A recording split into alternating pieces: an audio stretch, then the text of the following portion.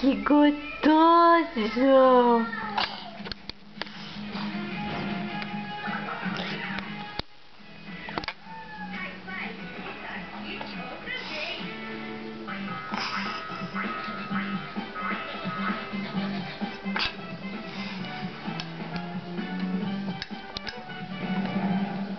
Ô tio, por que você tá assim? É que eu acordei todo animado pra correr, mas está chovendo muito hoje e eu não posso sair de casa. Eu tenho uma ideia pra você e você não vai se molhar.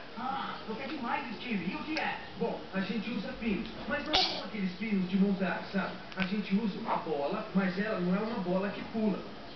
Agora você me deixou confuso. Mas já que você me disse que seria divertido, me mostre o que é, Steve. Tudo bem, Tim. Está na hora de dica do dia!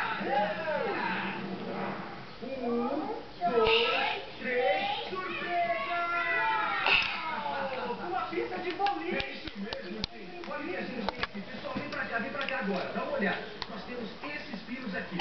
Eles são bem legais. E aqui a gente tem essa bola com furos, que é bem pesada. E com certeza essa bola não pula. E hoje a gente vai fazer uma coisa especial. Vamos jogar boliche de verdade. E pra isso, a bola não pode ir pra canaleta, tá?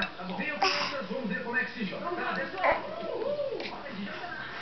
Certo, então vamos à nossa dica do dia. A gente vai mirar essa bola que tem esses furos bem no meio da rampa, tá? Agora, a bola está no lugar e está na hora de jogar. Todos prontos pra jogar boliche?